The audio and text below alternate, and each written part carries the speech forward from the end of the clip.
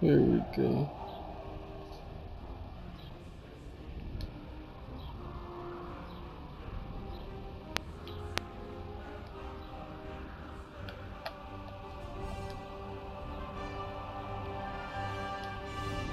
There are dead orcs lying in the defensive trenches and strewn over the meadows in front of the city.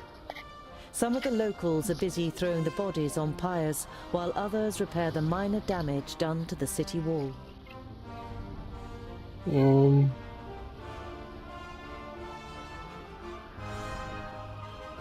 You enter the city and the garrison at its centre without being spoken to. It is only when you reach a heavy oak door that leads, you assume, to the commanding officer's headquarters, that you are halted by a guard. Dwarves, eh? Seems we aren't to be spared anything these days. What do you want?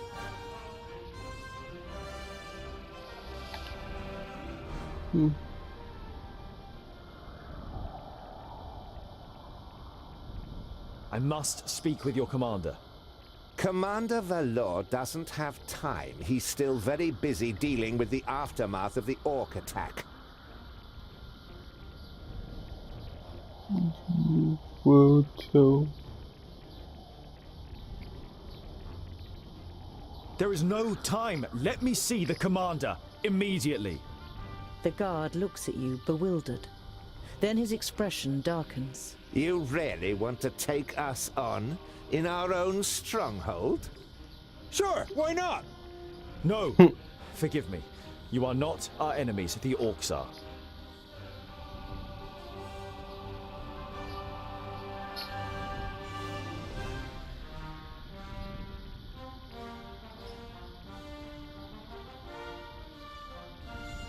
Commander Valor is dealing with the orc problem, and I have important information concerning it. I witnessed a meeting of the orc lords. The guard eyes you with interest and tries to judge whether you can be trusted. Finally, he stands up, opens a door, and enters the room ahead of you. The commander looks up from his work. The guard repeats what you told him. Your information about the orcs could be useful. We have fought them back, but not yet defeated them. Come in. The commander listens attentively, and now and then asks questions, as you tell him about the 3 orc armies and the meeting of the chieftains with the Alcinthoras. This sounds very grave. I will send out messengers. We must be prepared.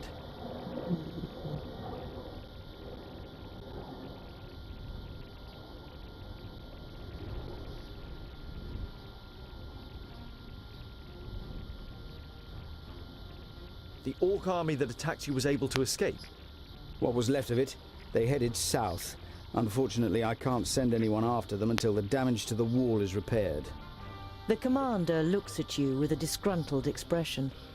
It suddenly seems clear to him who he has standing in front of him. If you're interested, you could try and wipe out the mob that got away and collect the bounty. Killing pig noses and getting paid for it? Where's the hedge? You grin at Boindil, and then turn back to the commander. We'll see what we can do. We must press on. Farewell, Commander Valor. Kill as many orcs as you can, dwarves. Palandi will be with you.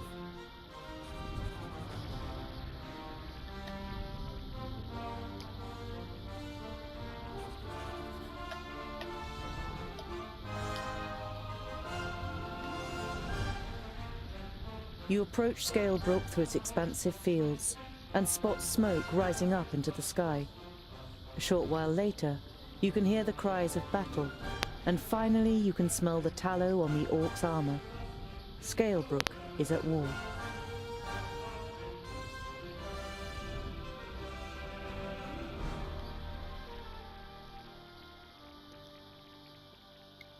Yeah, of course I'm gonna attack.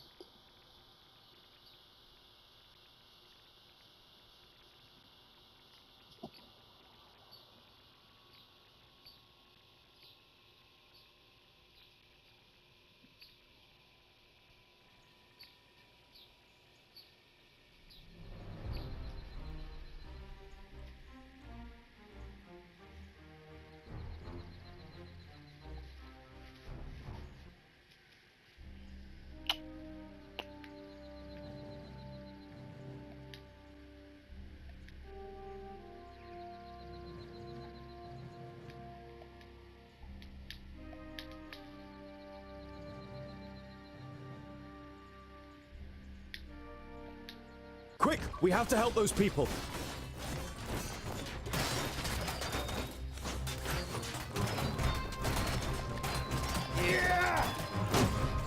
I can't do that yet. And what now? Another one bites the dust.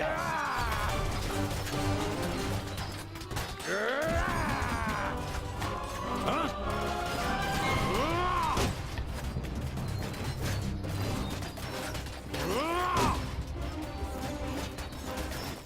I'll be ready soon. Find somewhere safe to hide. We'll come back for you once we've saved the other villagers.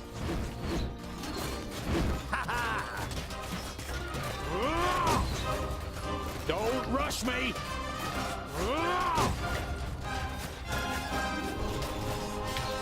Yes?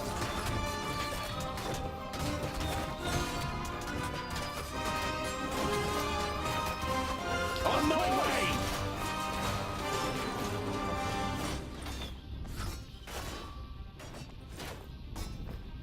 That's it! They're fleeing!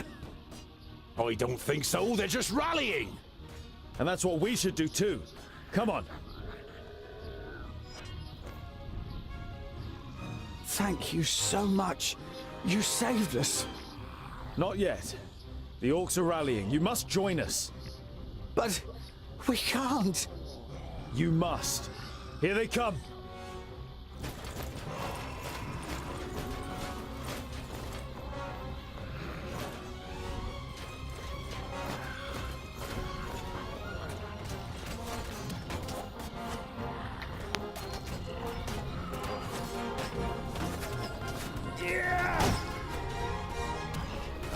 Please wait a moment. As good as done.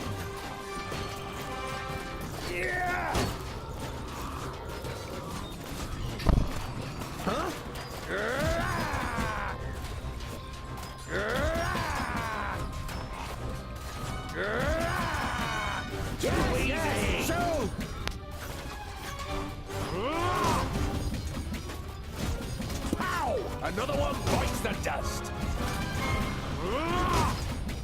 Killed. Pow! Another one bites the dust. I can't do that yet. And what now?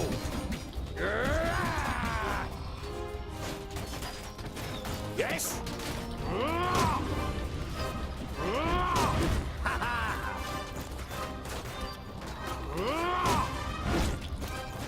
Yes? Who's next? Pow! Another one bites the dust.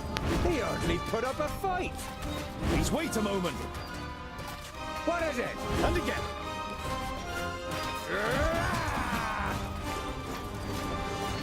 Too easy.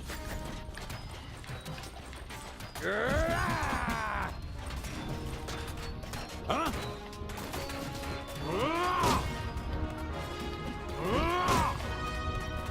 Huh?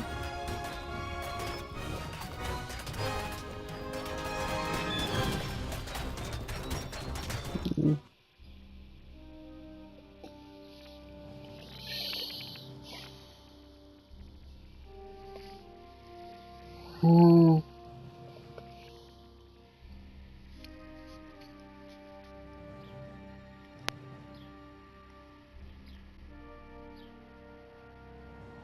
While Boindale still hunts the last of the orcs through the alleyways of the village, you and Boandal are already helping search for survivors.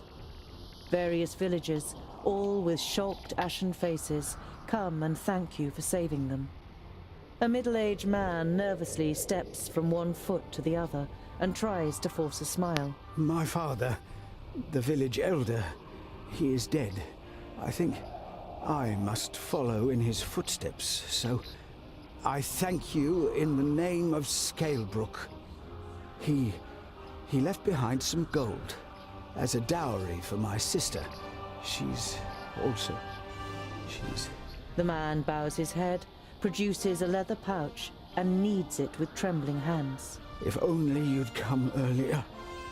But before you can reply, the man takes a deep breath and forces himself to look at you. What am I saying? How ungrateful. Thanks to you, many of us are still alive. My daughter may be able to marry one day. thanks to your bravery. The man hesitates briefly, then thrusts the leather pouch towards you. You accept the reward with a small bow. Thank you. We will bury our dead and rebuild the village. Life goes on, thanks to you, noble gentleman.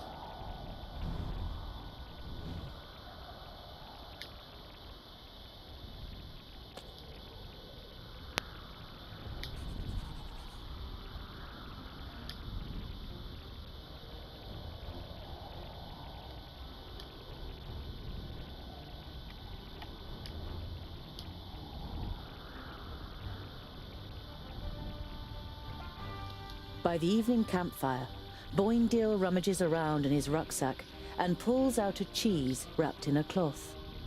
He sticks a fist-sized piece on a spit and grills it on the fire. Ah, there's nothing better than grilled cheese at the end of a long day.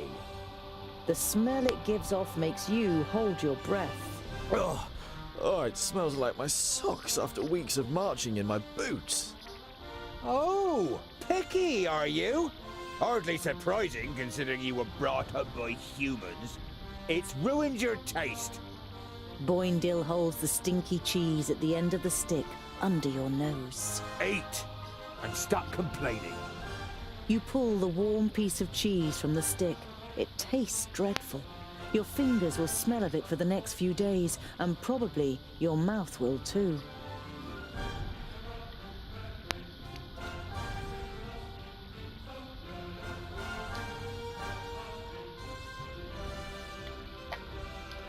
Once you reach the top of the hill above Goodwater, you can see what is left of the village.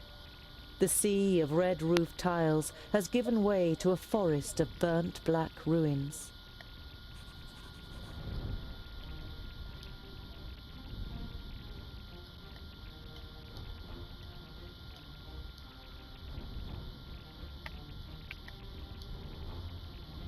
Jesus.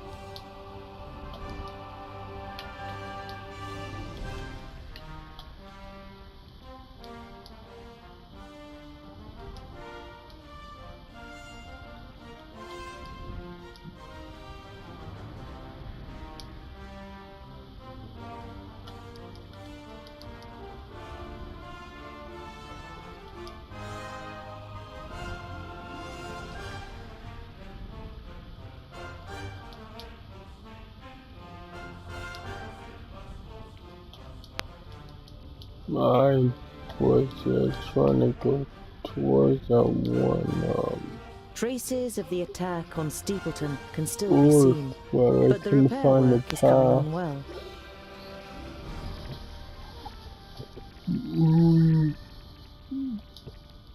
You see a camp with a wagon and two people on the edge of the path. Behind them, Black Saddle towers up above a thick, dark forest, about a half a day's journey away.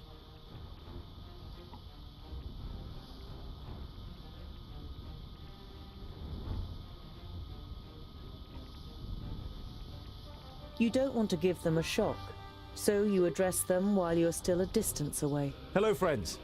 Is there any space by your fire? The two traders look up and visibly jump when they see you three dwarves. Ah, hello. Yes, of course. It doesn't escape your attention that you seem to be causing the traders some uneasiness, but you take up their offer and sit down. The twins follow your example. We're only travelers. We're looking for someone who's said to live on Blacksaddle. A hermit. Someone who lives here? The traders exchange amazed looks. If they live here, they must be mad. Normally we wouldn't stop and rest here, but the horses are too exhausted. Our departure from Parista was delayed and we must have driven them too hard.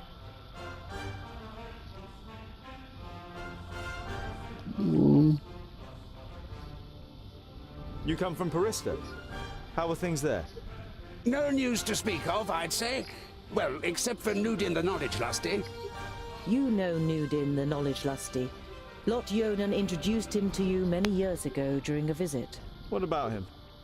Oh, nothing really. Just rumors. You nod at the trader to continue. He's behaving strangely and disappears into his tower for days on end. And he looks ill, apparently. Well, that's what someone I know said. Perhaps he got a spell wrong. Uh-huh.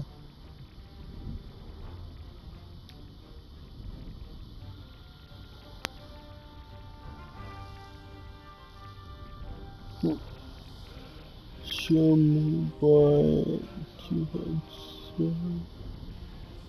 Why does Blacksaddle make you feel uneasy? It doesn't look particularly inviting, but it's only a mountain. Only a mountain? You don't know the legend?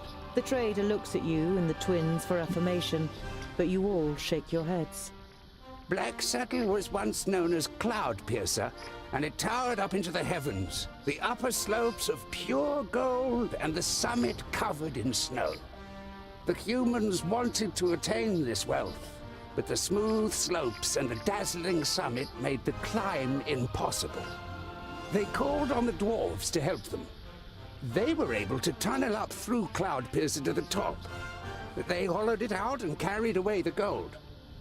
The humans demanded that the treasure be shared, but the dwarves refused, and as they argued, the mountain began to tremble. There were too many holes inside for it to hold together. It collapsed and buried both greedy parties underneath it. The mountain lost its tremendous size and its beauty, and ever since has haunted both humans and dwarves with its erosive hatred, causing even the rocks to turn black over time. Pfft. Never heard of it. Sounds like human tittle-tattle. Dwarves would never hollow out a mountain so much that it collapses.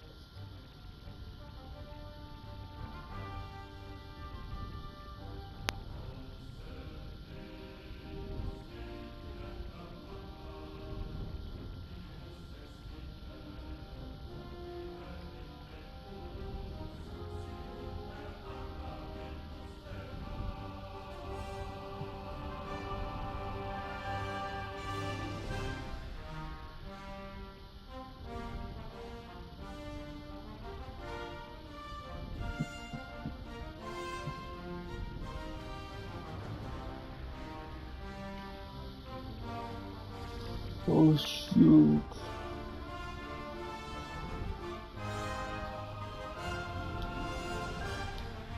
Later in the night, after eating together and some friendly conversation by the campfire, you all Really? decide to sleep, Yes. but you take the first watch. It's a night in which nothing happens, and the next morning the traders set off early. Why? After breakfast, you also First. continue on your journey. Why Rallis gets sleepy? I don't know. After a Weird to march me. through the thick pine forest, Blacksaddle, the sinister tabletop mountain, and your journey's destination rises up before you.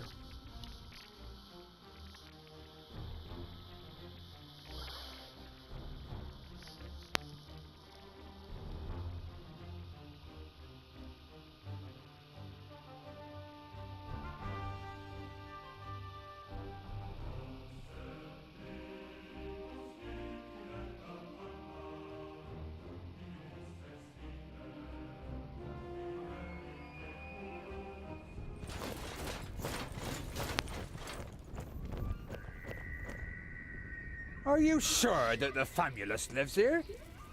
Yes, according to Lot Yonan. Although you try to put a lot of assurance into your voice, you too see no signs that anyone lives here.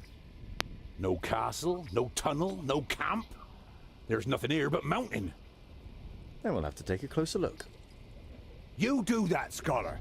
We'll be waiting for you here. You think about objecting, but it would just be a waste of breath.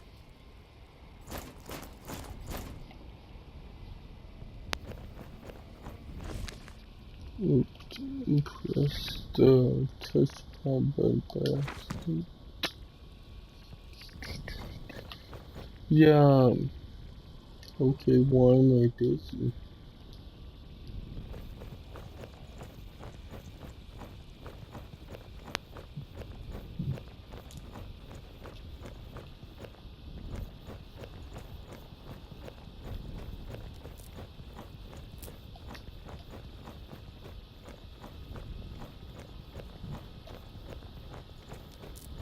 Even the dark, evergreen forest seems to be afraid of the Black Mountain.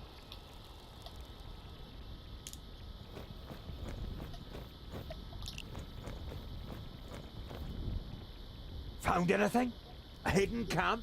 A secret doorway? Gold? No. Not yet.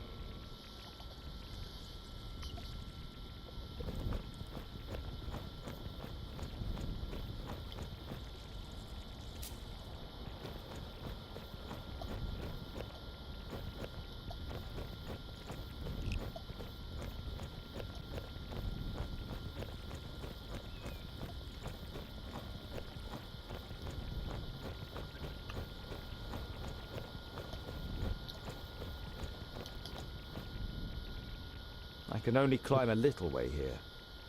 There must be a better way.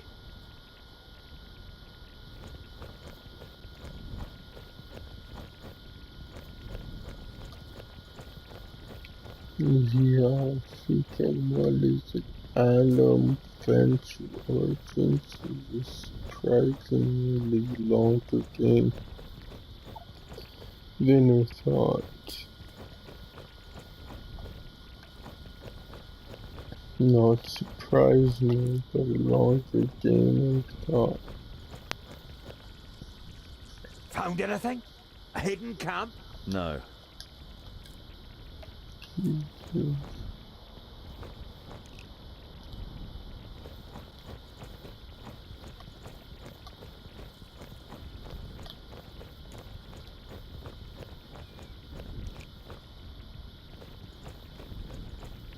System again. It's horribly like this. Well, it's An old so tree. different, Looks like it could fall horribly. down at any moment.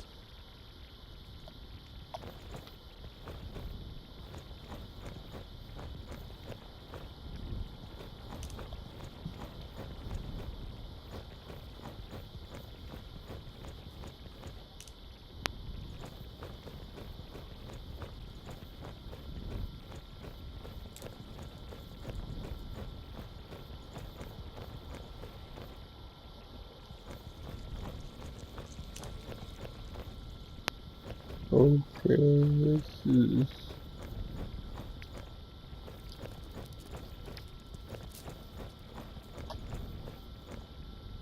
Found anything? No.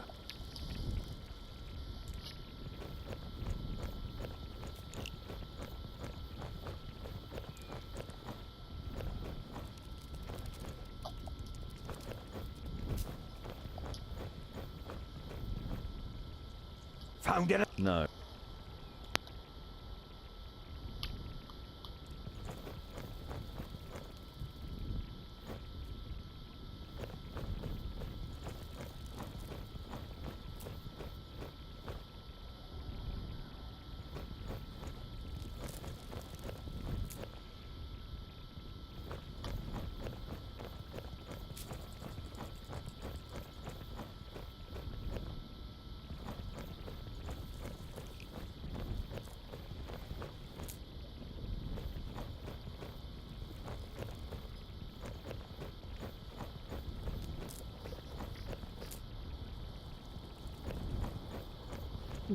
okay. This is starting to get annoying. I'm going around in circles.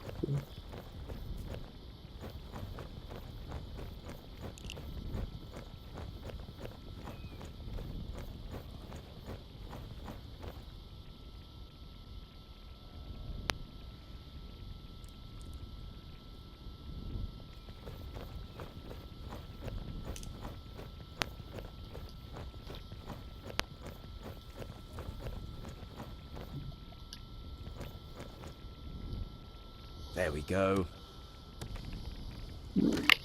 Oops.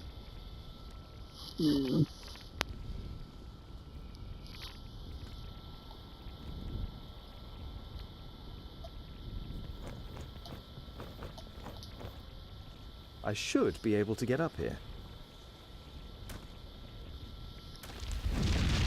Oh, oh. Phew. That was close.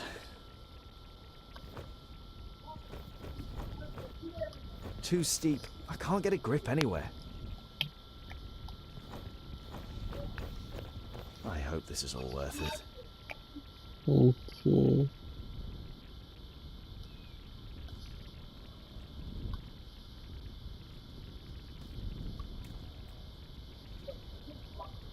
Okay, so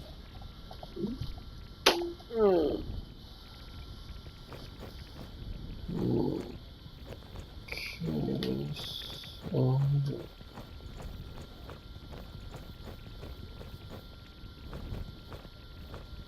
words. There's something engraved on it.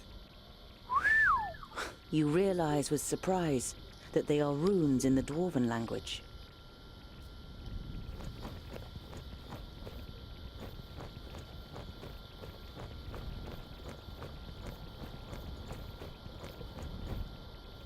Here's a... No, forget it.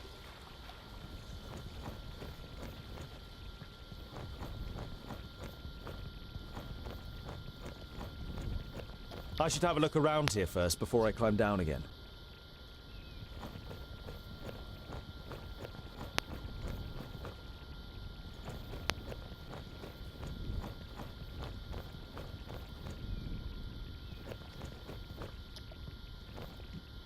Built with the blood of our enemies, be unyielding as the rock, and soak the land in their blood.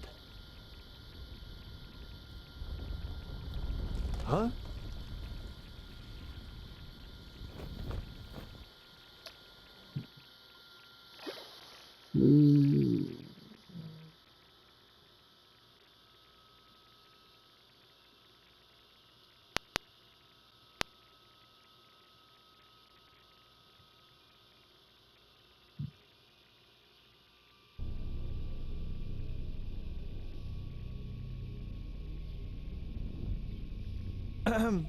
Hello?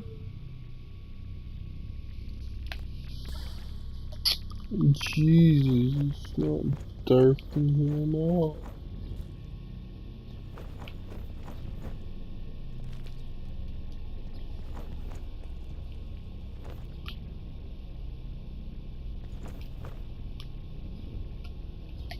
I wish I could turn off the brightness.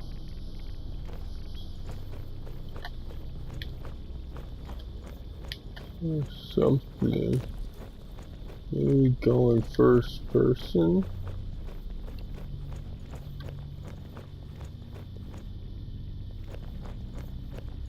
'Cause I can't see anything. Oh, there's something there.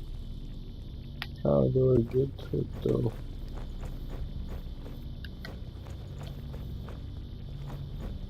I wish I would show a map. Like, Master Garen? Lot Yonan sent me to bring some items back to you.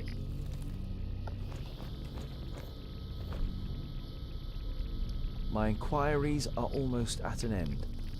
That means I can finally go to be with my sunshine. I have never been to Greenglade, but I think I will like it there. I deposited my most valuable things in the grave of Horengarth before my departure and secured it with magic. The password is... You recognize the following words as rune names, but they're written in the learned language, so you don't know which they are. Greenglade. Oh, great.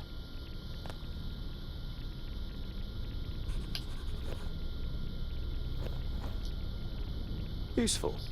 An eternal flame. I know who taught him that.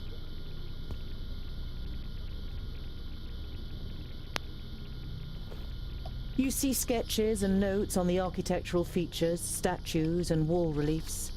It seems Garen spent a lot of time studying this place. Maybe he's kind of a dwarf historian, or maybe he's just a treasure hunter.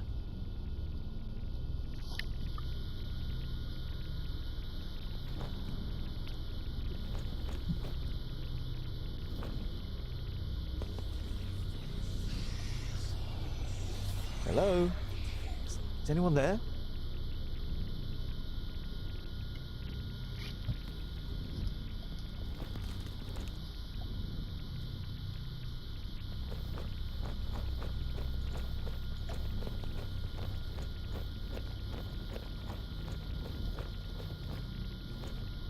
rune. Clearly magical.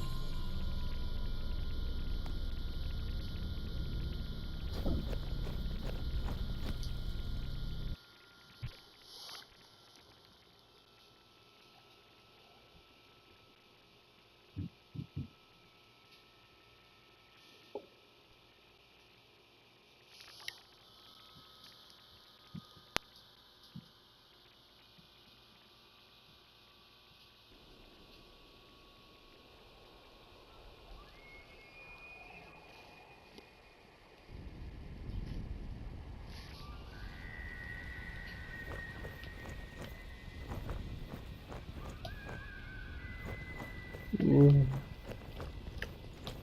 Do I need to climb back out?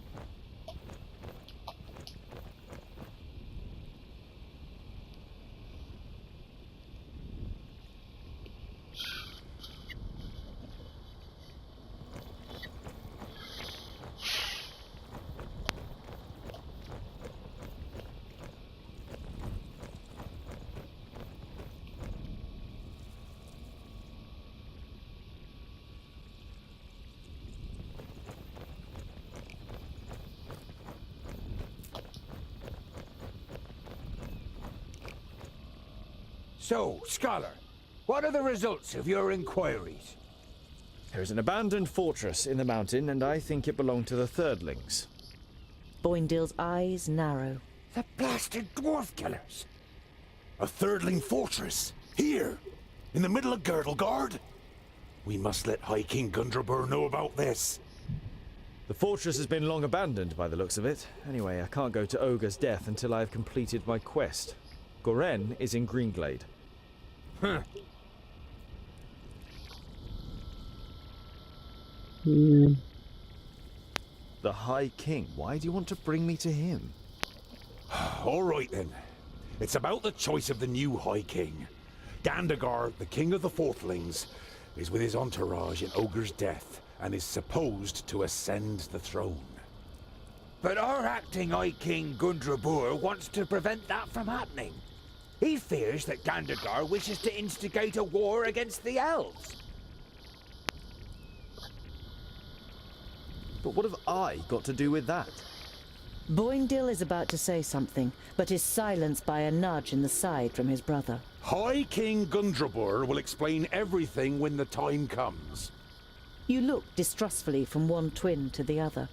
Boindill has donned an innocent expression, and Boendal doesn't give you the impression that he has anything else to say on the matter. What does this King Gandagar have against the elves? Dwarves and elves just don't get along. Brachus and Satalia made us that way. I know that, but going to war for just that, after all this time? Well, there must be more behind it. They say that the King of the Fourthlings is full of hatred and is a hothead in this matter. A Thirdling fortress? Here, in the heart of Girdlegard? That's strange, isn't it? And worrying. But they've always been wily. They move in the shadows and kill there too if they can. Do you know their story? I've read about it. Lorenberg, their progenitor, rejected the name that Vrakas gave him, who in turn did not give him any special talent, so his kingdom studied war. It helps them defending the East, but it also meant they ended up confronting the other kingdoms. No dwarf would ever even think of injuring one of his kind, never mind killing them. But the dwarf killers are proud of it. When they were even more powerful, they wanted to become the rulers of all dwarves. They are envious of our skills. They haven't been heard of for a long time, but you can be sure there isn't a single dwarf alive who doesn't hate them. Whatever, your High King must wait. I have a quest to carry out in Greenglade. But our quest is... Boindill raises a placatory hand and throws his rucksack onto his back in preparation. Let it be, dear brother. Look at him. He has made his decision, and you will not be able to change his stubborn dwarven mind. You can't help but smile.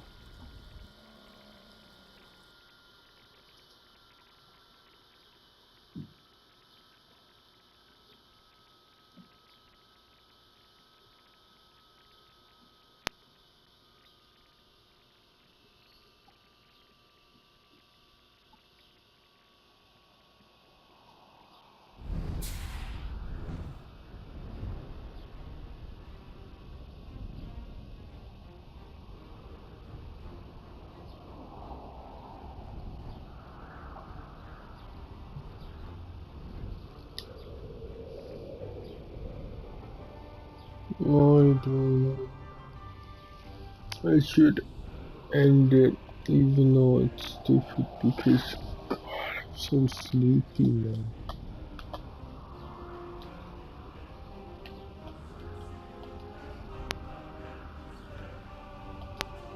While taking a I rest, don't you see a know car why you're trundling along the sleepy, road not but far I away am. from you.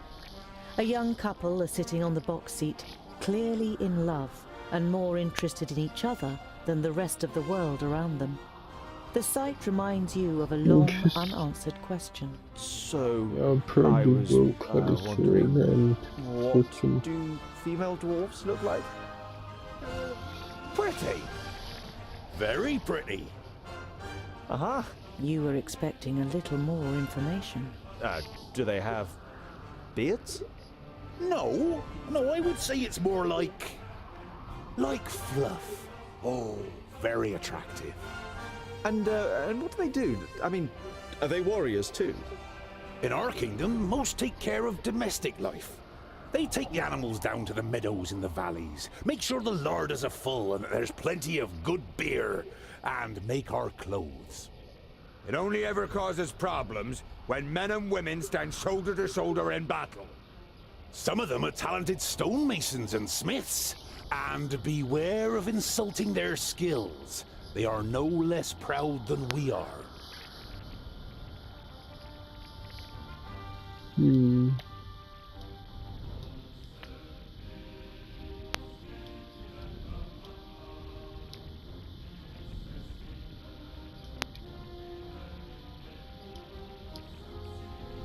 Ah, so we meet again, dear dwarf. Tungdil, wasn't it? Interested in buying something? You say goodbye to the traders and continue your journey.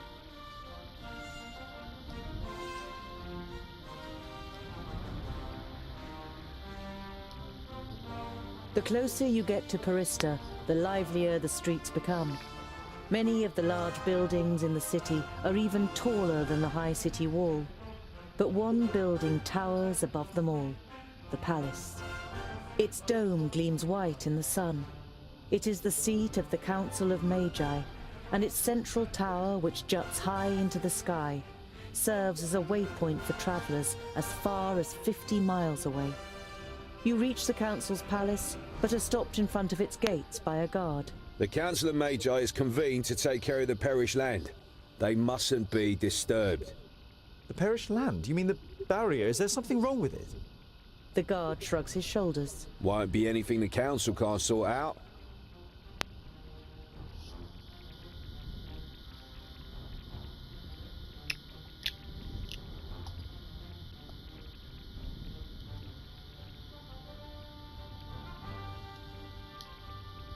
The hamlet of Sungird certainly lives up to its name. You arrive as the sun sets behind the tower of a Palandial temple, lighting up its stained glass. There's a shop in the village, and through the window, as well as some everyday objects and food, you also spy a shelf full of books.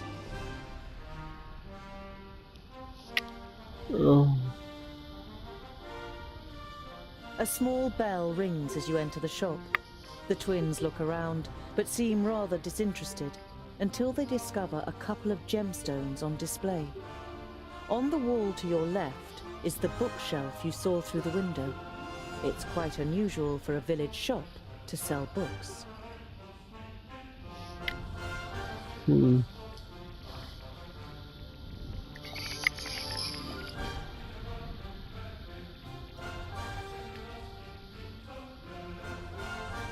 You stroll towards the bookshelf and read some of the titles written on the spines of the books.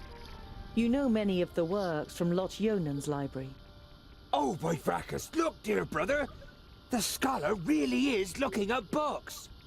It's an interesting selection, Boindle. I could make some recommendations for you. Boindle throws his arm around your shoulder and pulls you slowly away from the bookshelf.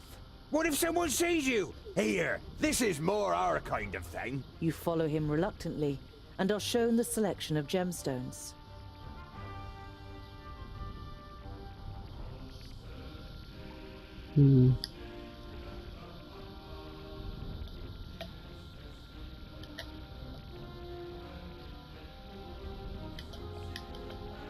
Boindil is walking next to you in silence. Now and then, he looks at you from the side. And you really do like books? Yeah, I'm curious. And you can find many answers in books. Won't you have found all the answers at some point? Quite the contrary. The more books you read, the more questions you ask. Ah, I knew it. All just a waste of time.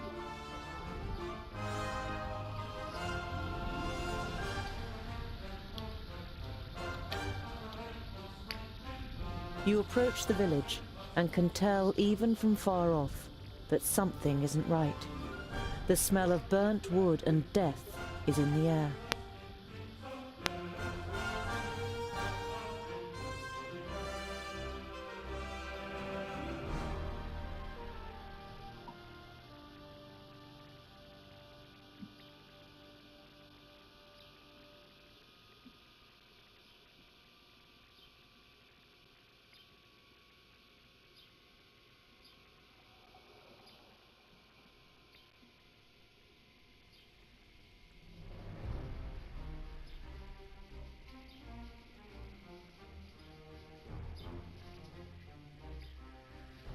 By Vracus. The piggies have really shown those pointy ears. We couldn't have done it any better. Stay alert. I want to find out what happened to Goren.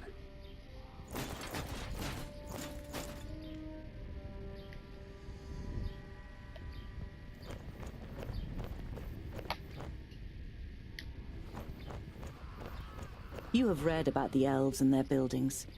This here had always just been a small example of their architectural skill, which achieved perfection in Alandur. Now burning and ruined, the pavilion makes an even sadder impression.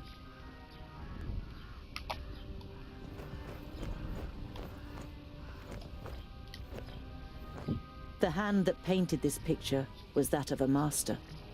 It is composed exclusively in shades of red, but every single little detail is painstakingly and precisely reflected.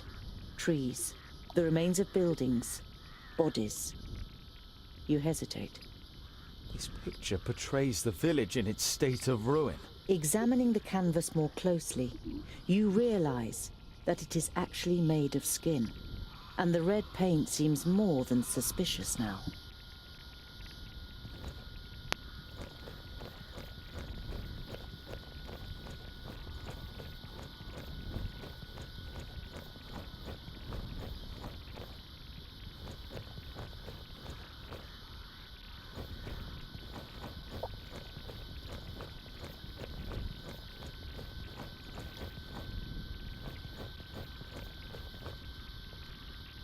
The smell of the smoke has accompanied you for a while now, but here, so close to the bodies, it is masked by the sweet smell of death.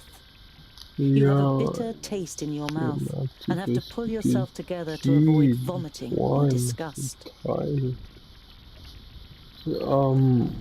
try to, go to sleep earlier this morning. Tonight, I should say. Hoofprints burned into the ground. How far? The fire in Boindil's eyes flares up with delight. Huzzah! That would make a change from those stupid peggies. Did you hear that, brother? We might get to test our blades on Tion's pointy ears. Because Green Glade was one of the few places in Girdlegard where humans and elves live together. You don't see any elven features among all the faces contorted with pain and fear. You look away. I go to sleep at 2 a.m. and that's probably too late.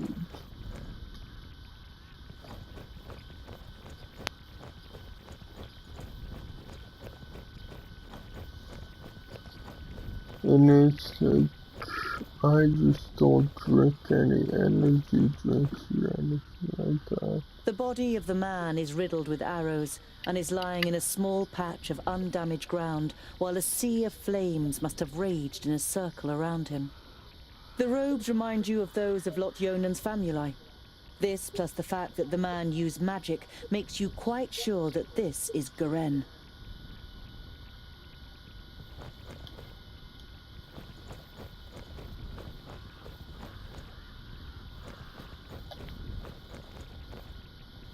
Garen had these books on him when he was attacked. Was he trying to bring them to safety? Your eyes fall upon a sealed letter next to the books. The circumstances seem grave enough for you to break the seal. Greetings, Tugger. I am glad to hear that you finally wish to confide in Lot Yonan. I have found out something new about the demon. It's all written in these books. I think they are the key to his destruction, or I hope so, at least. Yours faithfully, Garen.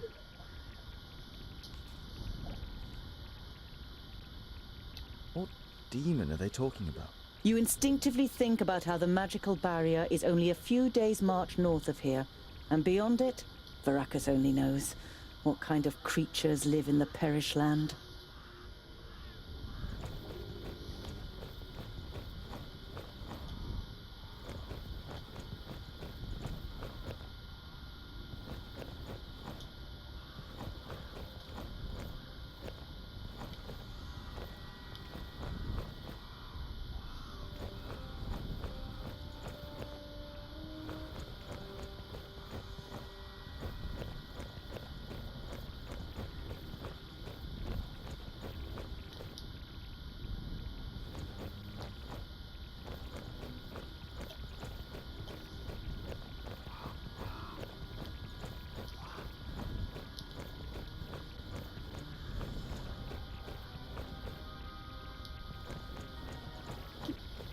Did I not do what I needed to do?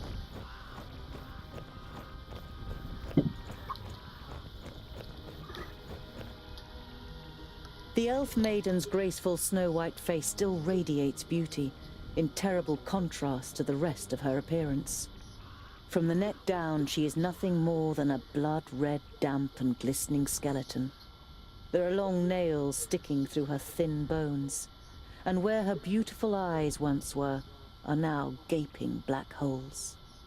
In your imagination, you see the Alfar's shadow mare standing around the Lady of Greenglade, devouring her, while she, nailed to the tree, squirms and screams in pain. You quickly put your hand over your mouth. I knew I smelled the stench of groundlings. Huzzah! This will be fun! We finally get to fight! I hope your blood doesn't clot too much. It has to be nice and fluid for my fine brushstrokes. Ha! How do you plan to defeat us, pointy ears? There are 3 of us! Oh, only 3. That makes it easier. She looks over the corpses. Otharin Lueth Buanre! What's happening? That's the perished land. Impossible. Greenglade is south of the barrier. I know of nothing else that can resurrect the dead. Knock their heads off or they'll keep coming back.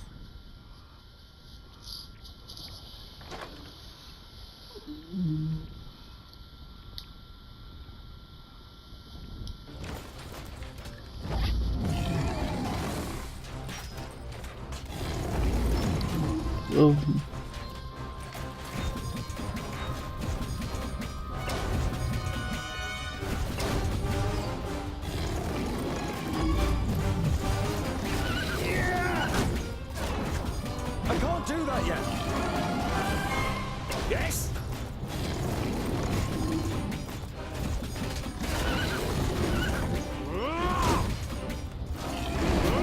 Put up a fight! I'll be ready soon! And what now?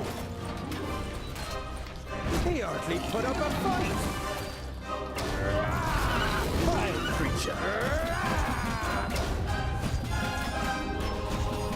Too easy! I didn't hit you earlier! Too easy! Ow! Another one bites the dust! Too easy! He's weak. wait a moment! What is it?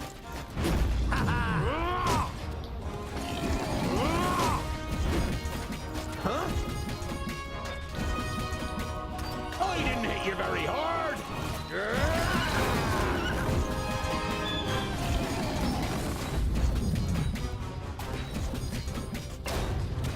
Too easy.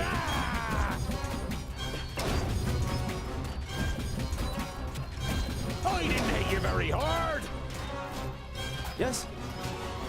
Who's next? Pow! Another one bites the dust. Can't do that yet. Huh?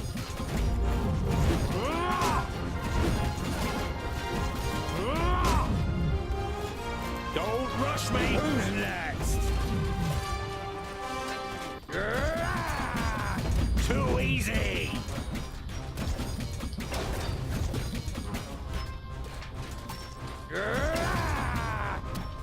I'm not that quick.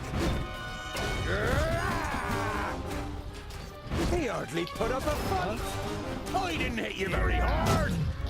Pow! Please wait a moment. Bites the dust. I can't do that yet. Yeah! Please wait a moment. I can't do that What yet. is it? What is it? I didn't hit you very hard. Pow! Another one bites the dust. So. Yes? Yeah! I didn't hit you very Wait hard. a moment.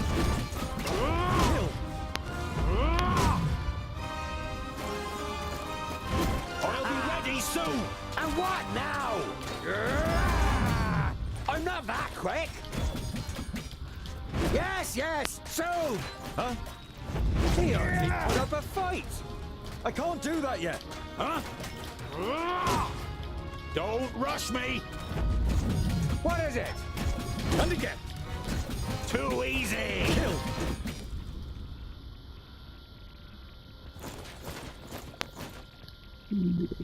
Glum.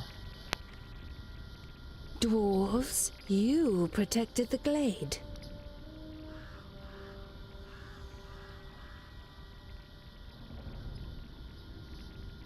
The perished land. The barrier has fallen. You can feel your stomach cramping. Unlike Boindale, you can't say a word. The damn Magi only had one job! So this is what it is like to rise from the dead. I feel nothing.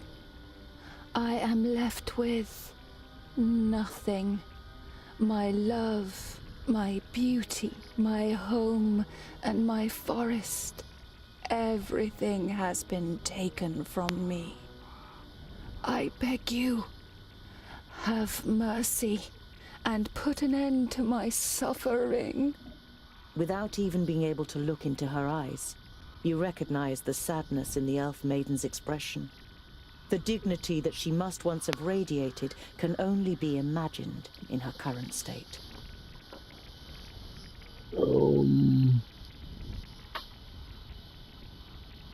Garen was here, and I've heard that you elves have special abilities in battle. Did the Alfar take you by surprise in your sleep?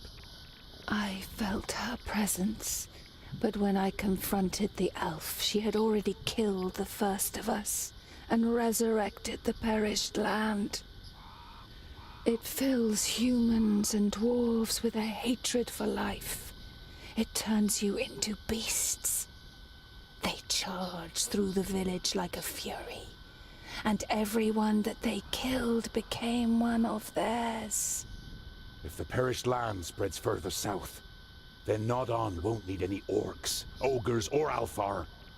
One human losing their life in the perished land would be enough for the madness to sweep through the land like the plague. Your stomach turns, but you know that it's right.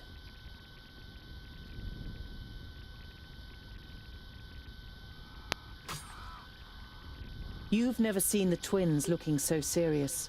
They would pit themselves against any army of orcs, but this is something beyond their power, and yours. We need the Magi. They must rebuild the barrier. We must go to Lot before the Perish Land spreads further. He will know what is to be done. Neither of your companions objects. I can't believe it. The barrier has fallen. How could that happen? Who can tell? Anything could go wrong with all that hocus pocus. It had held back the Perish Land since the fall of the Fifthlings. Reinforcing the barrier whenever it loses power is the primary duty of the Great Magi. I can't imagine how Nodon or anyone else could have broken through it. You think of the demons mentioned in Garen's letter. You wonder whether it could be possible that a demon from the Outer Lands might possess powers so great that even the 6 Magi weren't ready for it.